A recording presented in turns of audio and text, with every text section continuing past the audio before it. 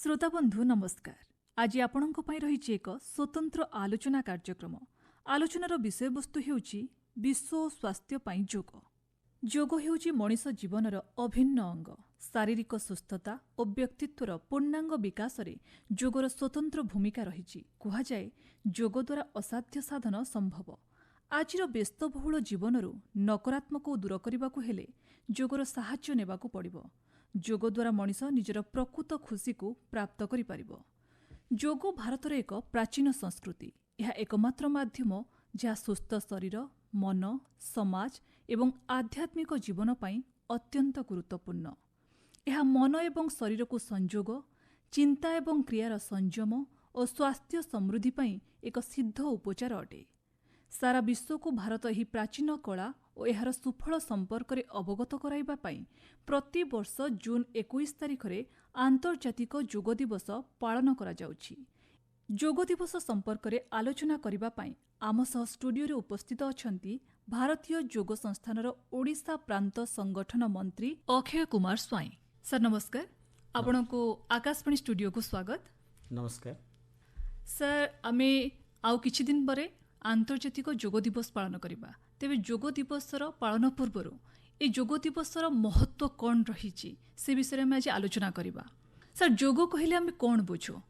ଯୋଗ କହିଲେ ଆମେ ସାଧାରଣତଃ ଭାବରେ ଆସନ, ପ୍ରାଣାୟାମ ଏବଂ ଧ୍ୟାନକୁ ସମସ୍ତେ ବୁଝିଥାନ୍ତି, କିନ୍ତୁ ପ୍ରକୃତରେ ମହର୍ଷି ପତଞ୍ଜଳିଙ୍କର ଅଷ୍ଟାଙ୍ଗ ଯୋଗ, ଯାହା ଯମ, ନିୟମ, ଆସନ, ପ୍ରାଣାୟାମ, ପ୍ରତ୍ୟାହାର, ଧାରଣା, ଧ୍ୟାନ ଏବଂ ସମାଧିକୁ ହିଁ ଯୋଗ କୁହାଯାଏ। ତେଣୁ ଆମେ ଆସନ, ପ୍ରାଣାୟାମ, ଧ୍ୟାନ କରିବା ପୂର୍ବରୁ ଯମ ନିୟମକୁ ମଧ୍ୟ ପାଳନ କରିବାର ଆବଶ୍ୟକତା ରହିଛି। ସାର୍, ଯୋଗର ମାନବିକ ଜୀବନରେ କେତେ ମହତ୍ତ୍ୱ ରହିଛି? ନିଶ୍ଚିତ ଭାବରେ ଯେଉଁ ଆସନ, ପ୍ରାଣାୟାମ, ଧ୍ୟାନ ଯୋଗରେ ରଖାଯାଇଛି, ଆସନ କରିବା ଦ୍ୱାରା ଆମେ ଶାରୀରିକ ସୁସ୍ଥତା ପ୍ରାପ୍ତ ହୋଇପାରିବ। ପ୍ରାଣାୟାମ କରିବା ଦ୍ୱାରା ଆମେ ମନର ସୁସ୍ଥତା ଆଣିପାରିବା। ଧ୍ୟାନ କରିବା ଦ୍ୱାରା ଆମେ ଚିତ୍ତଶୁଦ୍ଧି ସାଧନା କରିପାରିବା। ସାର୍, ତାହେଲେ ଏଠି କହିବାକୁ ଗଲେ ଯୋଗ, ପ୍ରାଣାୟାମ ଆଉ ଧ୍ୟାନ ପରସ୍ପର ଜଡ଼ିତ। ଯୋଗ ଆଉ ପ୍ରାଣାୟାମ ମଧ୍ୟରେ କ'ଣ ପ୍ରଭେଦ ରହିଛି? ଯୋଗ କହିଲେ ଆମେ ଅଷ୍ଟାଙ୍ଗ ଯୋଗକୁ ହିଁ ବୁଝିଥାନ୍ତି। ତା ଭିତରେ ଆମେ ଆସନ, ପ୍ରାଣାୟାମ, ଧ୍ୟାନକୁ ମୁଖ୍ୟତଃ ସମସ୍ତେ ଗ୍ରହଣ କରିଥାନ୍ତି। କିନ୍ତୁ ଯମ ନିୟମ ତା ପୂର୍ବରୁ ଗୋଟିଏ ରହିଛି, ଯାହାର ଉପାଙ୍ଗ 10ଟି ରହିଛି, ଯାହାକି ଆପଣଙ୍କର ଅହିଂସା, ସତ୍ୟ, ଅସ୍ତେୟ, ବ୍ରହ୍ମଚର୍ଯ୍ୟ, ଅପରିଗ୍ରହ, ଏଟା ଯମର ଅଙ୍ଗରେ ରହିଛି। ସେଇଭଳି ଭାବରେ ଆଉ ଗୋଟିଏ ଅଙ୍ଗ ଅଛି ନିୟମ। ଏଗୁଡ଼ିକ ସବୁ ଆସନ ପୂର୍ବରୁ ପାଳନ କରିବା କଥା। ଶୌଚ, ସନ୍ତୋଷ, ତପ, ସ୍ୱାଧ୍ୟାୟ, ଈଶ୍ୱର ପ୍ରଣିଧାନ, ଇଏ 5ଟି ଉପାଙ୍ଗ ମଧ୍ୟ ନିୟମରେ ରହିଛି। ଏଇଗୁଡ଼ିକୁ ଆମେ ପାଳନ କରିପାରିଲେ ଆସନ, ପ୍ରାଣାୟାମ, ଧ୍ୟାନର ଅଭ୍ୟାସଟା ସଠିକ୍ ଭାବରେ ହେଇପାରିବ। ଆଜ୍ଞା, ଭାରତୀୟ ସଂସ୍କୃତି ସହିତ ଯୋଗ କିପରି ସମନ୍ୱୟ ରଖେ? ଭାରତୀୟ ସଂସ୍କୃତି ସହିତ ଯୋଗ ଅଙ୍ଗାଙ୍ଗୀ ଭାବେ ଜଡ଼ିତ। କାହିଁକି, ଯୋଗରେ ଯାହା ଯାହା ଅଛି ଆମ ସଂସ୍କୃତିରେ ତାହା ହିଁ ଅଛି। ଆମେ ସକାଳେ ଉଠିଲା ପରେ ପିତାମାତାଙ୍କୁ ପ୍ରଣାମ କରିବା, ଚଉରା ମୂଳରେ ଯାଇକି ଆଣ୍ଠେଇକି ପ୍ରଣାମ କରିବା, ଭଗବାନଙ୍କ ଉଦ୍ଦେଶ୍ୟରେ ପ୍ରଣାମ କରିବା, ତୁଳସୀ ପତ୍ରଟେ ପାଇବା, ଏସବୁ ଆମ ସଂସ୍କୃତି। ଏଥିରେ ଯୋଗରେ ଆମର ରହିଛି ଯେ କି ନମସ୍କାର ମୁଦ୍ରା ବା ପ୍ରଣାମ ମୁଦ୍ରା। ଏ ପ୍ରଣାମ ମୁଦ୍ରା କଲେ ଆମର ଯେଉଁ ଗ୍ରନ୍ଥି ଗୁଡ଼ିକ ଅଛି, ସେ ଗ୍ରନ୍ଥିର ସ୍ରାବ ଗୁଡ଼ିକ ନିୟନ୍ତ୍ରିତ ହୋଇଥାଏ। ତେଣୁ ଆମ ସଂସ୍କୃତି ସହିତ ପୁରା ଅଙ୍ଗାଙ୍ଗୀ ଭାବେ ଯୋଗ ସମ୍ପୂର୍ଣ୍ଣ ଭାବରେ ଜଡ଼ିତ ଅଛି। ଗୋଟେ ବ୍ୟକ୍ତିର ବ୍ୟକ୍ତିତ୍ୱର ବିକାଶ ଗୋଟେ ପରିବାରରୁ ଆରମ୍ଭ ହୋଇଥାଏ, ସେ ସମାଜରୁ କିଛି ଶିଖିଥାଏ। ତେବେ ଆପଣ କ'ଣ କହିବେ, ଯୋଗ ଗୋଟେ ବ୍ୟକ୍ତିର ବ୍ୟକ୍ତିତ୍ୱର ବିକାଶରେ ସହାୟକ ହୋଇଥାଏ? ନିଶ୍ଚିତ ଭାବରେ ଯୋଗ ଅଭ୍ୟାସ ଯେଉଁମାନେ କରୁଛନ୍ତି ସେମାନଙ୍କୁ 4 ପ୍ରକାର ସୁସ୍ଥତା ମିଳିଥାଏ। ଗୋଟିଏ ହେଉଛି ଶାରୀରିକ ସୁସ୍ଥତା, ଗୋଟିଏ ହେଉଛି ମାନସିକ ସୁସ୍ଥତା, ଗୋଟିଏ ହେଉଛି ସାମାଜିକ ସୁସ୍ଥତା ଏବଂ ଆଉ ଗୋଟିଏ ହେଉଛି ଆଧ୍ୟାତ୍ମିକ ସୁସ୍ଥତା। ଆପଣ ଯେଉଁ କହିଲେ ବ୍ୟକ୍ତିତ୍ୱର ବିକାଶ କେମିତି ହେବ, ତାହା ସାମାଜିକ ସୁସ୍ଥତାର ଅନ୍ତର୍ଭୁକ୍ତ। ଆମେ ଯଦି ଯୋଗାଭ୍ୟାସ କରିବା, ମୁଁ ଯେଉଁ କହିଲି ଯେ ଆସନ କରିବା ପୂର୍ବରୁ ଆମକୁ ଯମ ନିୟମର ପାଳନ କରିବାକୁ ପଡ଼ିବ। ଆମେ ହିଂସା ଆଚରଣ କରିବା ନାହିଁ, ସତ୍ୟ କହିବା, ଲୋଭ କରିବା ନାହିଁ, ବ୍ରହ୍ମଚର୍ଯ୍ୟ ପାଳନ କରିବା, ସନ୍ତୋଷ ଲାଭ କରିବା। ଯେତିକି ଧନ ଆମ ପାଖରେ ଅଛି ଆମେ ସେତିକିରେ ସନ୍ତୋଷ ଲାଭ କରିବା। ଶୌଚ, ମନରେ ଆନ୍ତରିକ ପବିତ୍ରତା ଭାବ ରହିବ। ଶୌଚ, ସନ୍ତୋଷ, ତପ, କିଛି ଆମେ ଏକାଗ୍ରତା ଭାବର ସହିତ ରହିବା, ସ୍ୱାଧ୍ୟାୟ କିଛି ଅଧ୍ୟୟନ କରିବା, କିଛି ଜ୍ଞାନ ହାସଲ କରିବା, ସ୍ୱାଧ୍ୟାୟ ଈଶ୍ୱର ପ୍ରଣିଧାନ ଯାହା ବି ଆମେ କରୁଛନ୍ତି ପ୍ରଭୁ ଈଶ୍ୱରଙ୍କୁ ସମର୍ପିତ କରିକି କରିବା। ସାର୍ ଏଇଠି ଗୋଟେ କଥା କହିବି, ବର୍ତ୍ତମାନ ସମୟରେ ମନୁଷ୍ୟ ବହୁତ କର୍ମବ୍ୟସ୍ତତାରେ ରହୁଛି, କର୍ମବ୍ୟସ୍ତତା ଆଉ ପଇସା ପଛରେ ବହୁତ ଦୌଡ଼ୁଛି। ତ ଏଇ ବ୍ୟସ୍ତବହୁଳ ଜୀବନ ଭିତରେ ମଣିଷକୁ ପ୍ରତ୍ୟେକ ଦିନ କେତେ ସମୟ ଯୋଗ ପାଇଁକି କାଢ଼ିବା ଦରକାର? ଆମେ ପ୍ରତ୍ୟେକ ଦିନ ପ୍ରତ୍ୟେକ ବ୍ୟକ୍ତିଙ୍କୁ ଆମର ଏ ଉପଦେଶ ରହୁଛି ଆମର ଭାରତୀୟ ଯୋଗ ସଂସ୍ଥାନ ତରଫରୁ, ଅତି କମରେ ଅଧଘଣ୍ଟାଏ ଯଦି ଆମେ ନିଜ ଶରୀର ପାଇଁ ପ୍ରତ୍ୟେକ ଦିନ ଦେବା, ଆମେ ନିଶ୍ଚିତ ଭାବରେ ଶାରୀରିକ ସୁସ୍ଥତା ପ୍ରାପ୍ତ କରିପାରିବା। ମୁଁ ଯେଉଁ 4 ପ୍ରକାର ସୁସ୍ଥତା କହୁଛି, ସେ 4 ପ୍ରକାର ସୁସ୍ଥତା ଆମକୁ ପ୍ରାପ୍ତ କରିବା ପାଇଁ ହେଲେ ଆସନ, ପ୍ରାଣାୟାମ, ଧ୍ୟାନ କିଛି କିଛି ସମୟ ଆମକୁ ଅଭ୍ୟାସ କଲେ ଆମେ ନିଶ୍ଚିତ ଭାବରେ ଏ 4 ପ୍ରକାର ସୁସ୍ଥତା ପ୍ରାପ୍ତ ହୋଇପାରିବା। ସାର୍ ଜଣେ ବ୍ୟକ୍ତି ଯୋଗ କରିବା ପୂର୍ବରୁ କେଉଁ କେଉଁ ନିୟମ ଅବଲମ୍ବନ କରିବା ଆବଶ୍ୟକ? ଯୋଗ କରିବା ପୂର୍ବରୁ ଯେଉଁ ଯମ ନିୟମ କରାଯାଇଛି ମହର୍ଷି ପତଞ୍ଜଳିଙ୍କର ଅଷ୍ଟାଙ୍ଗ ଯୋଗରେ, ଯମ ନିୟମ ତାକୁ ଯଦି ଆମେ ପାଳନ କରିବା, ସେ ନିୟମ ହିଁ ଯୋଗାଭ୍ୟାସୀ ବ୍ୟକ୍ତି ପାଇଁ ପ୍ରଯୁଜ୍ୟ। ଗୋଟେ ଦିନରେ 24 ଘଣ୍ଟା ରହୁଛି, 24 ଘଣ୍ଟାର କୋଉ ସମୟ ଯୋଗ ପାଇଁ ଆମେ କହିପାରିବା ପ୍ରକୃତ ସମୟ? ଯୋଗ ଅଭ୍ୟାସ କରିବା ପାଇଁ ସମୟ ହେଉଛି ବ୍ରାହ୍ମ ମୁହୂର୍ତ୍ତ। ଆମେ ନିଶ୍ଚିତ ଭାବରେ 10ଟା ବେଳେ ଶୋଇବା, 4ଟା ବେଳେ ଉଠିବା, ଏ ନିୟମ ଆମର ରହିଛି। ଯୋଗ ଆମର ମହର୍ଷି ପତଞ୍ଜଳିଙ୍କର ଅଷ୍ଟାଙ୍ଗ ଯୋଗ ଯେଉଁମାନେ ସାଧନା କରୁଛନ୍ତି ସେମାନଙ୍କର ଜ୍ଞାତ ସାରରେ ମଧ୍ୟ ଏଗୁଡ଼ିକ ଅଛି। ତେଣୁ ଆମେ 4ଟା ବେଳକୁ ଯଦି ଉଠନ୍ତି ତାହେଲେ ଆମେ ଶୁଦ୍ଧ ଅମ୍ଳଜାନ ପାଇପାରିବା। ସ୍ନାନ ଶୌଚ ଆଦି ସାରି ସାରିଲା ପରେ ଯୋଗାଭ୍ୟାସ କଲେ ତାହା ଫଳପ୍ରଦ ହୋଇଥାଏ। ବ୍ରାହ୍ମ ମୁହୂର୍ତ୍ତରେ ଯେଉଁ ଶୁଦ୍ଧ ଅମ୍ଳଜାନ ଆମ ଶରୀର ଭିତରକୁ ଆମେ ପ୍ରବେଶ କରାଇବା, ତାହାଦ୍ୱାରା ଆମ ଶରୀର ଭିତରେ ରୋଗ ପ୍ରତିରୋଧକ ଶକ୍ତି ବୃଦ୍ଧି ପାଇବ, ଆମ ଶରୀର ଭିତରକୁ କୌଣସି ରୋଗ ଆସିପାରିବ ନାହିଁ। ସାର୍ ଆମେ ଯଦି ଦେଖିବା ବର୍ତ୍ତମାନ ସମୟରେ ପ୍ରାକୃତିକ ପରିବେଶ ବହୁତ କମ୍ ଜାଗାରେ ରହୁଛି, ତ ଘର ଭିତରେ ଗୋଟେ ନିବୁଜ କୋଠରୀ ଭିତରେ ଯୋଗ କରିବା ଉପାଦେୟ କିମ୍ବା ଗୋଟେ ପ୍ରାକୃତିକ ପରିବେଶ କିମ୍ବା ପାର୍କ ଏ ଜାଗାରେ ଯୋଗ କରିବା ଉପାଦେୟ?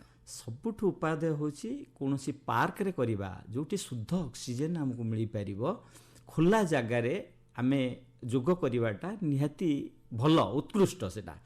କିନ୍ତୁ ଆମେ ଯଦି ସେଭଳି ସୁଯୋଗ ଆମ ପାଖରେ ନାହିଁ, ତାହେଲେ ଆମେ ନିବୁଜ କୋଠରୀ ଭିତରେ ନ କରି ସେ କୋଠରୀର ସମସ୍ତ ଦ୍ୱାର ଏବଂ ଝରକାକୁ ଖୋଲି ଆମେ ଅମ୍ଳଜାନକୁ ତା ଭିତରେ ଯିବା ଆସିବା ପାଇଁ ଦେବା ଏବଂ ସେହି ସମୟରେ ଯଦି ଆମେ ଆସନ, ପ୍ରାଣାୟାମ, ଧ୍ୟାନ କରିବା, ତାହେଲେ ସେ ଯେଉଁ ଅମ୍ଳଜାନ ଆମ ଶରୀର ଭିତରକୁ ଆସିବ, ସେ ଅମ୍ଳଜାନ ମଧ୍ୟ ଉପାଦେୟ ହୋଇପାରିବ।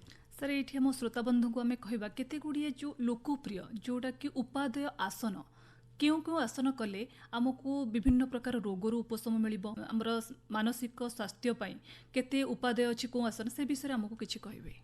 ଆମେ ଆସନ କରିବା ଦ୍ୱାରା ଆମର ଶାରୀରିକ ସୁସ୍ଥତା ପ୍ରାପ୍ତ ହୋଇଥାଏ। ମନେ କରନ୍ତୁ ଆମର ମେରୁଦଣ୍ଡ ଜନିତ ଯନ୍ତ୍ରଣା ହେଉଛି, କାହାର ବେକ ଦରଜ ହେଉଛି, କାହାର ଅଣ୍ଟା ଦରଜ ହେଉଛି, କାହାର ପିଠି ଦରଜ ହେଉଛି। ତାର କାରଣ ହେଉଛି ଆମର ମେରୁଦଣ୍ଡରେ ଯେଉଁ ଭର୍ଟିବ୍ରେ ବା ଡିସ୍କ ଅଛି, ସେ ଡିସ୍କ ଭିତରେ କେତେବେଳେ ଭର୍ଟିବ୍ରେଟା ଦବିଯାଏ, ଭର୍ଟିବ୍ରେ ବା ଡିସ୍କ ଯାହା ଆପଣ କହନ୍ତୁ, ସେଇଟା ଦବିଗଲେ ଅଣ୍ଟା ପେନ୍ ଆସିବ, ବେକ ପେନ୍ ଆସିବ, ପିଠି ଯନ୍ତ୍ରଣା ଆସିବ। ଯଦି ସ୍ଲିପ୍ କରିବ, ସେ ଯେଉଁ ଭର୍ଟିବ୍ରେ ସ୍ଲିପ୍ କଲେ ମଧ୍ୟ ଯନ୍ତ୍ରଣା ଆସିବ, କିମ୍ବା ଯଦି ସେ ଡିସ୍କ ଭିତରେ ଗ୍ୟାପ୍ ସୃଷ୍ଟି ହୁଏ ତାହେଲେ ଯନ୍ତ୍ରଣା ଆସିବ।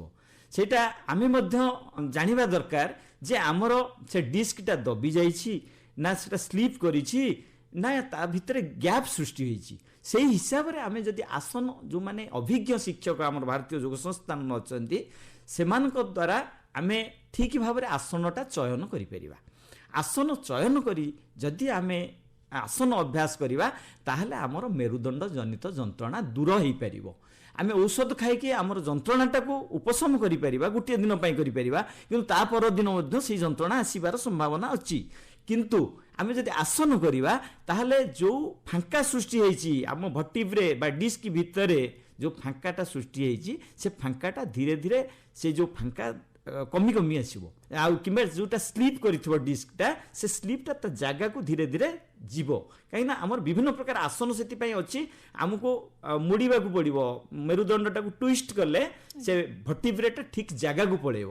ଜାଗାକୁ ଗଲା ପରେ ଆମର ବିଭିନ୍ନ ପ୍ରକାର ସମସ୍ୟା, ଆମର ଯେଉଁ ଯନ୍ତ୍ରଣା ହେଉଛି, ସେ ଯନ୍ତ୍ରଣା ଗୁଡ଼ିକ ପରମାନେଣ୍ଟଲି ସ୍ଥାୟୀ ଭାବରେ ଉପଶମ ଆମେ ଆସନ ଦ୍ୱାରା ପାଇପାରିବା। ଆଜ୍ଞା। ବର୍ତ୍ତମାନ ସମୟରେ ଆମେ ଯଦି ଦେଖିବା ସାଧାରଣ ଜୀବନରେ ବହୁତ ଆହ୍ୱାନ ରହିଛି। କିଏ ମାନସିକ ଚାପରେ ରହୁଛନ୍ତି, କର୍ମକ୍ଷେତ୍ରରେ ଚାପ ରହୁଛି। ଏସବୁ ଆହ୍ୱାନର ମୁକାବିଲା କରିବା ପାଇଁ ଯୋଗର କେତେ ବଡ଼ ଭୂମିକା ରହିଛି? ଆମେ କର୍ମମୟ ଜୀବନରେ ଆମେ ତ ବିଭିନ୍ନ କର୍ମରେ ସମସ୍ତେ ବ୍ୟସ୍ତ ରହୁଛନ୍ତି। କର୍ମମୟ ଜୀବନରେ ମଧ୍ୟ ଯୋଗକୁ ଆପଣାଇ ହେବ। ଆଜ୍ଞା, ଯେମିତି କୁହାଯାଇଛି ଭଗବତ ଗୀତାରେ, ଯୋଗ କର୍ମସୁ କୁଶଳମ୍। ଆମେ ଯଦି ଯୋଗ ଅଭ୍ୟାସ କରିବା, ଆମର କର୍ମର କୁଶଳତାଟା ଆମେ ପାଇପାରିବା, ଅଧିକ କାମ ଆମେ କରିପାରିବା ପାଇଁ ଶକ୍ତି ଆମକୁ ମିଳିପାରିବ। କେମିତି? ମନେ କରାଯାଉ ଆମେ ଅଫିସରେ କାମ କରୁଛନ୍ତି, କାମ କରିବା ସମୟରେ ଆମକୁ ଆସିଯାଉଛି ଅଳସୁଆମୀ, ଆସିଯାଉଛି ନିଦ, ଆସିଯାଉଛି, ଆମେ କାମ କରିବାରେ ଆଗ୍ରହ ରହୁନି, ସ୍ପୃହା ରହୁନି। ସେହି ସମୟରେ କିଛିଟା ଯେମିତି ଯୋଗ ଆଟ୍ ୱାର୍କ ପ୍ଲେସ୍, ଆମେ ମଧ୍ୟ କର୍ମଜୀବୀ ବନ୍ଧୁମାନଙ୍କୁ ଏ ପ୍ରକାର ଉପଦେଶ ଦେଉଛୁ। ସେଠି ସାଙ୍ଗେ ସାଙ୍ଗେ କେତୋଟି ଆସନ କରିହେବ।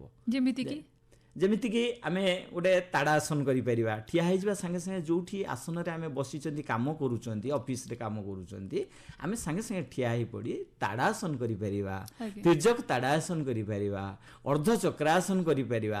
କଲେ କ'ଣ ହେବ ନା ଆମର ଯେଉଁ ଅଳସୁଆମୀଟା ଦୂର ହେବ। ଆମେ ଗୋଟିଏ ଫାଇଲ ଜାଗାରେ ଆଉ 10ଟା ଫାଇଲ ମଧ୍ୟ କରିଦେଇପାରିବା। ଆଚ୍ଛା, ଏହା କର୍ମକ୍ଷେତ୍ରରେ କର୍ମଚାରୀମାନଙ୍କୁ ବହୁତ ସାହାଯ୍ୟ କରିବ।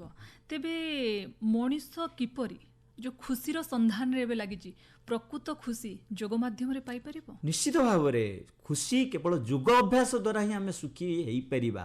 ତାର କାରଣ ହେଉଛି ଆମର ତ ବହୁ ଆଗରୁ ଯୋଗ ଆମର ଭାରତର ସଂସ୍କୃତି ସହିତ ଜଡ଼ିତ ହୋଇଛି।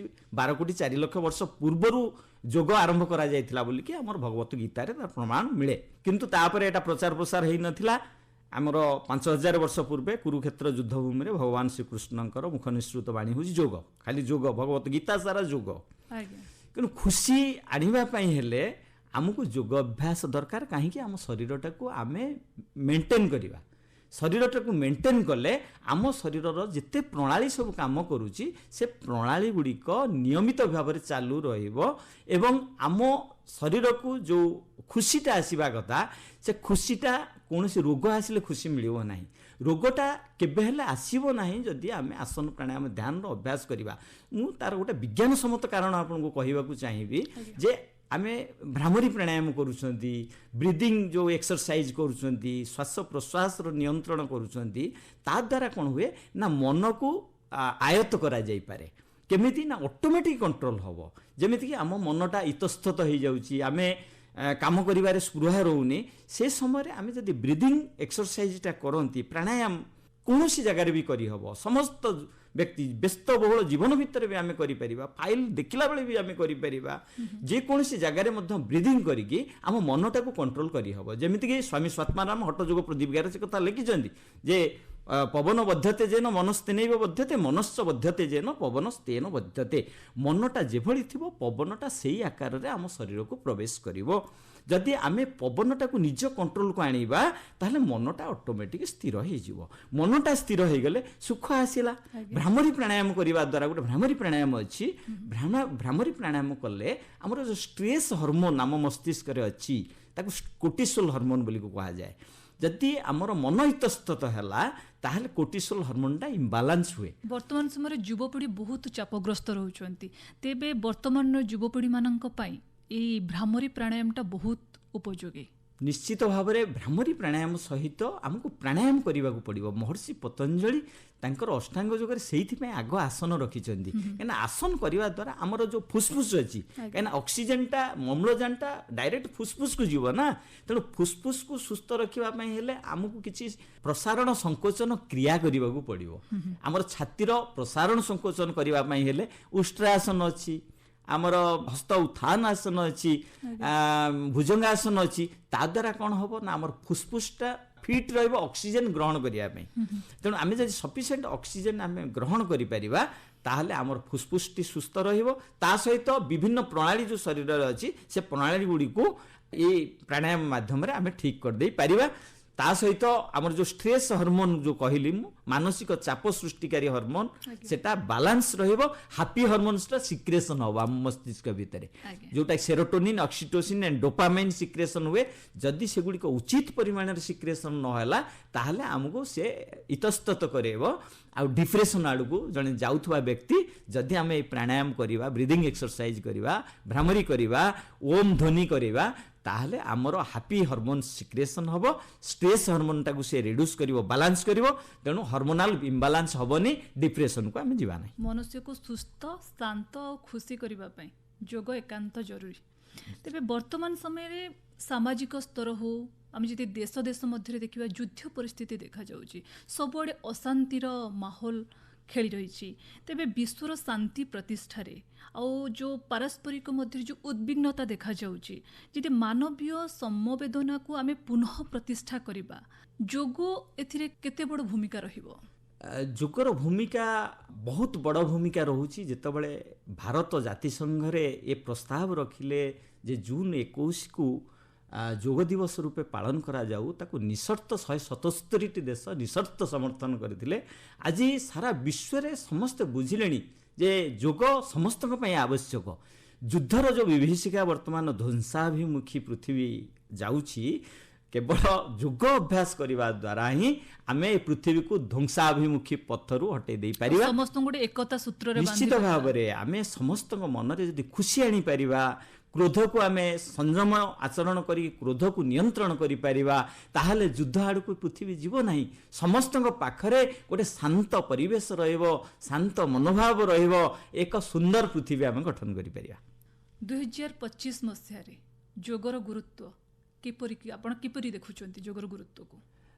ବର୍ତ୍ତମାନ ସାରା ପୃଥିବୀ ତ ଯୋଗକୁ ଆପଣେଇ ସାରିଲାଣି, କିନ୍ତୁ ଗୁରୁତ୍ୱ ନିଶ୍ଚିତ ଭାବରେ ବହନ କରେ। କିନ୍ତୁ ଭାରତ ହେଉଛି ଯୋଗର ସ୍ରଷ୍ଟା। ଭାରତର ପ୍ରଜ୍ଞାମାନ ମୁନି ଋଷିମାନେ ହିଁ ଯୋଗକୁ ଆବିଷ୍କାର କରିଥିଲେ, କିନ୍ତୁ ଆଜି ସାରା ପୃଥିବୀ ତାକୁ ଆପଣେଇଲାଣି।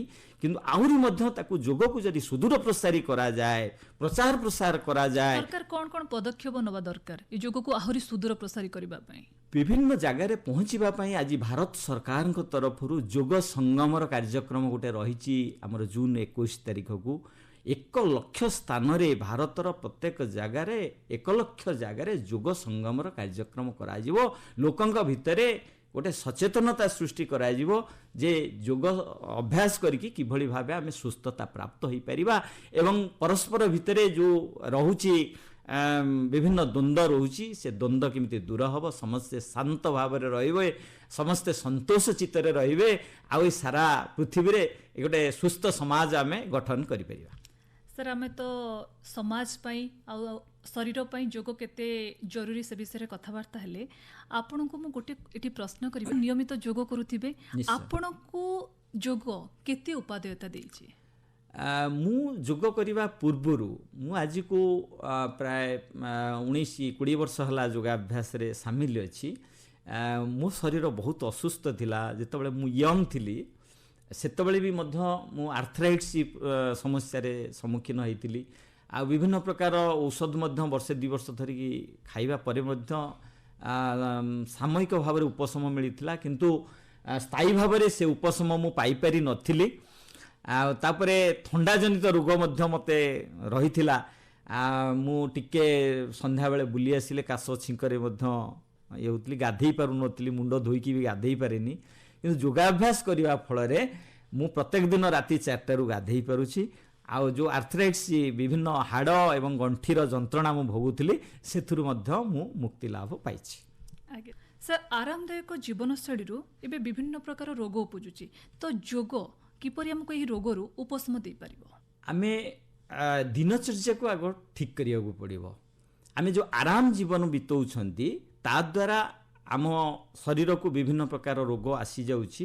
ତେଣୁ ଦିନଚର୍ଯ୍ୟା କହିଲେ ଯେ ଆମେ ମହର୍ଷି ପତଞ୍ଜଳିଙ୍କର ପ୍ରଥମ ସୂତ୍ର, ଯୋଗସୂତ୍ରର ପ୍ରଥମ ସୂତ୍ର ହେଉଛି ଅଥ ଯୋଗାନୁଶାସନମ୍। ଆମେ ସବୁଥିରେ ଅନୁଶାସିତ ହେବା ଦରକାର। ଆମେ ରାସ୍ତାରେ ଚାଲିବା, ବାମ ପଟେ ଚାଲିବା ଉଚିତ ନା ମଝିରେ ଚାଲିବା?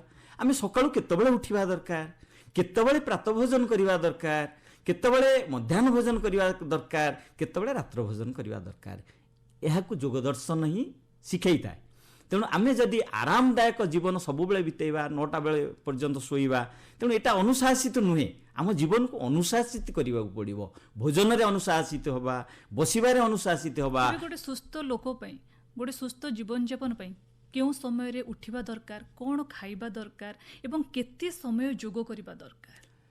ପ୍ରତ୍ୟେକ ବ୍ୟକ୍ତିଙ୍କ ପାଇଁ ପ୍ରକୃଷ୍ଟ ସମୟ ହେଉଛି ସୂର୍ଯ୍ୟାସ୍ତ ପୂର୍ବରୁ ଆମେ ଖାଦ୍ୟ ଖାଇବା ଦରକାର। ଯେହେତୁ ଆମେ ରାତିରେ ଡାଇଜେଷ୍ଟିଭ୍ ସିଷ୍ଟମ୍, ଆମ ପାଚନ ପ୍ରଣାଳୀଟା ସ୍ଲୋ ହୋଇଯାଏ, ସେଥିପାଇଁ କୁହାଯାଉଛି ମ୍ୟାକ୍ସିମମ୍ ହେଲେ 9ଟା ଭିତରେ ଆପଣ ରାତ୍ର ଭୋଜନ କରି 2 ଘଣ୍ଟା ବ୍ୟବଧାନ ରଖିବେ, ଯେଉଁ ସମୟରେ କି ଆପଣ ବଜ୍ରାସନ କରିପାରିବେ। ଗୋଟେ ବଜ୍ରାସନ ଅଛି, ଆପଣଙ୍କର ପାଚନ ଶକ୍ତି ବୃଦ୍ଧି ପାଇବ। ତା ସହିତ ଆପଣ ଶବାସନରେ ଟିକେ କିଛି ସମୟ ରହିବେ, ଯେଉଁଟାକି ଖାଇ ଶୋଇଲେ ବଢ଼ଇ ଆୟୁ, ଖାଇ ଚାଲିଲେ ବଢ଼ଇ ବାୟୁ। ଏ କଥା ଆମର ପୂର୍ବରୁ କୁହାଯାଇଛି। ଖାଇ ଶୋଇବାର ନିୟମ ହେଉଛି 8ଟି ଶ୍ୱାସ ଆପଣ ଡାହାଣ ପଟେ ନେବେ, ବାମ ପଟେ 32ଟି ଶ୍ୱାସ ନେବେ ଏବଂ 64ଟି ଶ୍ୱାସ ଆପଣ ପିଠି ଉପରେ ନେବେ, ଯେଉଁଟା ଶବାସନ। ଏଥିରେ ନେଲେ ଏଇଟା ହାର୍ଡଲି 5 ମିନିଟ୍ ଖଣ୍ଡେ ଆପଣଙ୍କୁ ଲାଗିବ। ତେଣୁ ଏ ନିୟମ ସହିତ ଆପଣଙ୍କୁ କିଛି ୱାକ୍ କଲେ ବି ଭଲ। ରାତ୍ର ଭୋଜନ ଯେଉଁ କଲେ, ରାତ୍ର ଭୋଜନ ପରେ ୱାକ୍ କରିପାରିବେ, କିଛି କାମ ବି ଘରର କରନ୍ତୁ କିମ୍ବା ମାର୍କେଟିଂ ଆପଣ ବି କରିପାରିବେ। ସେ ସମୟରେ କରିସାରିକି ଆପଣ ଘଣ୍ଟାଏ ପରେ ପାଣି ଅଳ୍ପ ପିଇକି ଆପଣ ଶୋଇପାରିବେ। ତାପରେ 4ଟା ବେଳେ ଉଠିବେ। ତା ନିୟମ ହେଉଛି 4ଟା ବେଳେ ଉଠିବେ।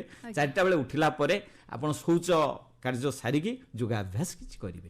ମିନିମମ୍ ଅତି କମ୍ରେ ଆପଣ ଅଧଘଣ୍ଟେ ପ୍ରତ୍ୟେକ ଦିନ ଯଦି ଯୋଗାଭ୍ୟାସ କରିବେ, ତାହେଲେ ଶରୀର ସୁସ୍ଥ ରହିବ। ତାପରେ ଆମେ ପୁରା ଭୋଜନଟାକୁ କରେକ୍ସନ୍ କରିବାକୁ ପଡ଼ିବ।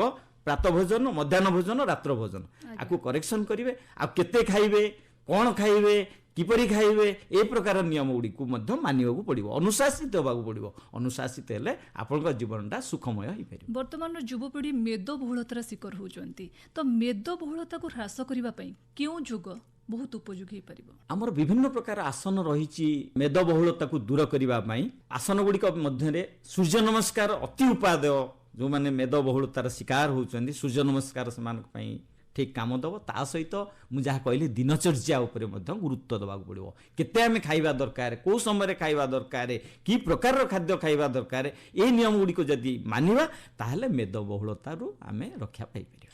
ସାର୍, ଆପଣ ଯୋଗ ଆଉ ଆଧ୍ୟାତ୍ମିକତା ଏ ଦୁଇଟା ଜିନିଷକୁ କେମିତି ଦେଖୁଛନ୍ତି? ଯୋଗ ତ ସମ୍ପୂର୍ଣ୍ଣ ବିଜ୍ଞାନ, କିନ୍ତୁ ବିଜ୍ଞାନ ଆଧ୍ୟାତ୍ମିକତା ସହିତ ଯୋଡ଼ି ହୋଇକି ରହିଛି। କେମିତି ବିଜ୍ଞାନ, କେମିତି ଆଧ୍ୟାତ୍ମିକତା, ଏ କଥା ମୁଁ ଭଗବତ ଗୀତାର କଥା ବି ମଧ୍ୟ କହିସାରିଲିଣି ଆପଣଙ୍କୁ।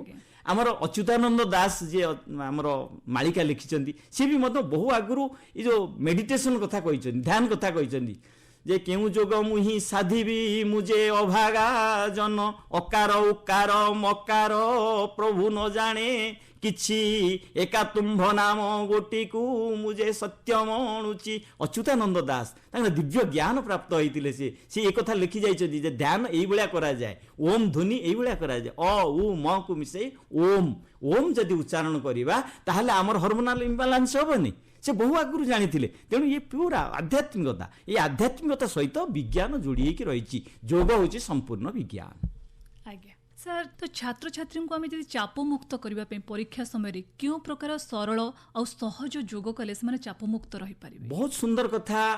ଛାତ୍ରଛାତ୍ରୀଙ୍କ ମାନଙ୍କ ପାଇଁ ବହୁତ କମ୍ ସମୟ ଭିତରେ ସେ ବହୁତ ଲାଭ ମଧ୍ୟ ଉଠାଇ ପାରିବେ। ମୁଁ ଯେଉଁ କହିଲି ଯେ ଭ୍ରାମରୀ ପ୍ରାଣାୟାମ ଆଉ ଓମ୍ ଧ୍ୱନି, ଏ ଦୁଇଟିକୁ ଯଦି ଛାତ୍ରଛାତ୍ରୀ ମାନେ ପ୍ରତ୍ୟେକ ଦିନ ଆପଣେଇଲେ, ତାଙ୍କର ଯେଉଁ ପରୀକ୍ଷା ଜନିତ ଆସୁଛି ଡିପ୍ରେସନ୍ ଆସିଯାଉଛି, ସେମାନେ ବ୍ୟସ୍ତ ହୋଇପଡ଼ୁଛନ୍ତି, ବିବ୍ରତ ହୋଇପଡ଼ୁଛନ୍ତି। ଯଦି ପ୍ରତ୍ୟେକ ଦିନ ମାତ୍ର 5 ମିନିଟରୁ 10 ମିନିଟ୍ ସମୟ ଯଦି ନେଇ ଆମେ ଓମ୍ ଧ୍ୱନି କରିବା ଏବଂ ଭ୍ରାମରୀ ପ୍ରାଣାୟାମ କରିବା, ଆ ବିଷୟରେ ସିନିୟର ନ୍ୟୁରୋ ସର୍ଜନ ମାନେ ମଧ୍ୟ ରିସର୍ଚ୍ଚ କରିଛନ୍ତି। ସେ ରିସର୍ଚ୍ଚ ଆର୍ଟିକଲ ମଧ୍ୟ ଆସିଗଲାଣି ଏବେ, ଯେ ଆମେ ହରମୋନାଲ ଇମ୍ବାଲାନ୍ସ ବା ମାନସିକ ଚାପକୁ ଦୂର କରିବା ପାଇଁ ହେଲେ ଭ୍ରାମରୀ ପ୍ରାଣାୟାମ ଏବଂ ଓମ୍ ଧ୍ୱନି ମହୌଷଧି ଭଳି କାମ କରିବ। ସାର୍, ବର୍ତ୍ତମାନ ସମୟରେ ପାଠ୍ୟକ୍ରମରେ ବି ଆମେ ଯୋଗକୁ ଗୋଟେ ଅଂଶବିଶେଷ ଭାବେ ରଖିବା ଜରୁରୀ କି?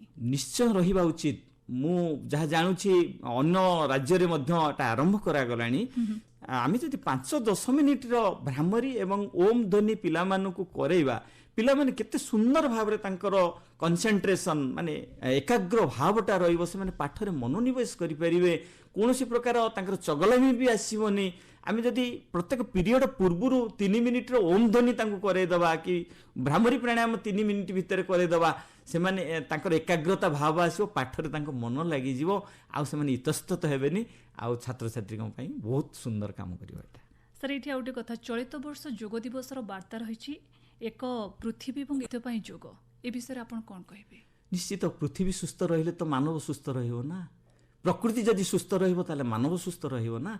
तेणु परिपूरक मानव पशु प्रकृति ए तीनोटी परिपूरक, तेणु समस्ते सुस्थ रहिबा दरकार। जोथि पाई कि ए विषय रखा जाइछि एई वर्ष जे पृथ्वी सुस्थ रहिबा दरकार। पृथ्वी सुस्थ रहिबा पई हेले आमको हिंसा आचरण करिबा नाही, जोटा जमरे रहिछि अहिंसा आचरण करिबा, वृक्ष काटिबा नाही, ये गोटे हिंसा आचरण। जीवे दया परम धर्म, जीव मान प्रति दया करवा, हिंसा आचरण करवा नहीं, पवित्रता भावर सहित रहिबा, शांत चित्तर रहिबा। सेतिपई योग तो उपादेय। गोटे सुंदर पृथ्वी पाइबापी हेले, गोटे सुंदर प्रकृति पाइबापी हेले योगर आवश्यकता रही। सेइथिपई जातिसंघरे मध्य एक कथा कहा जाइछि, योग विश्वर जलवायु को परिवर्तन कर देई पारे। ताले सामाजिक प्रगति और समृद्धि रे योग आपण केते जरूरी भाबुचंती? निश्चित भाव में योग जदि आमे प्रत्येक दिन प्रत्येक जगार आमे पहुँचे दे पारिबा ताहले आमर ये जो जलवायु परिवर्तन हो जाउची, जल माने खरा दिन वर्षा, वर्षा दिन खरा, ए प्रकार परिवर्तन केबे हबो नाही। आउ प्रत्येक मानवक पाखरे आमर पहुँचवा दरकार। योग जदि रखा जाए ताहले वृक्ष आमे अधिक काटिबा नाही, वृक्ष सृष्टि करिबा जोटा कि अम्लजान आमको मिलिबो ता द्वारा। तेणु ये जिनस को करिबा पई हेले, प्रकृति को स्थिर रखिबा पई हेले, प्रकृति को सुस्थ रखिबा पई हेले आमको योग को प्रत्येक जगार पहुँचेबा पड़िबो। आज भारत सरकार से प्रकार गोटे स्टेप नहीं, योग संगम लक्ष्य जगार योग संगम करा जाय कि सचेतनता सृष्टि करा जिवो, वृक्ष कटा जीवनी, जीव मान को बद्ध करा जिवो नाही। सर आपण ओडिशा प्रांत संगठन मंत्री भारतीय योग संस्थान रे अछंती, आ उत्कल यूनिवर्सिटी कल्चर रे मध्ये आपण एमए करिसंती योग रे। तो आपण एबे सुद्धा ए 20 वर्षर यात्रा योगर जो यात्रा आपण कले एबे सुद्धा केते लोकन को आपण ए संगठन सहित जोड़िचंती, केते लोक एथरो उपकार पाइछंती? भारतीय योग संस्थान सारा ओडिशा रे काम करूची, किंतु दिल्ली रे होची हमर भारतीय योग संस्थान हेडक्वार्टर्स। आम सारा विश्व रे मध्य आउरी 100टा केन्द्र आमर चली बाहर कंट्री रे, बाहर विदेश रे चली। बलांगीर आमर 5टा केन्द्र मध्य चली। जो भारतीय योग संस्थान चाहूँगी जे सरकार जो उद्देश्य अच्छी से सरकार उद्देश्य को पूरण करने हेले आमे ओडिशार जगह जगह कोण कोण रे निःशुल्क भाव में कार गोटे पैसा आम नबू ना, प्रत्येक जगार योग को पहुँचेबू, एक सुस्थ पृथ्वी आम तैयारी करूँ। जो वसुधैव कुटुंबकम सर्वे भवन्तु सुखिनर नारा भारतीय योग संस्थान रही फलप्रद हम। सारा विश्व को आम गोटे परिवार रे बांधिबा को चाहूँ। सर आपन सहित कथा ही बहुत भल लगिला। आपणकर जो योग दिवस रे वार्ता रहिला ताहाको समस्ते जदि निज जीवन रे आपणेबे ताले एक सुस्थ सुंदर पृथ्वी गढ़ी तोलिबा बहुत सहज और सरल होई परिबो। धन्यवाद सर, नमस्कार। नमस्कार।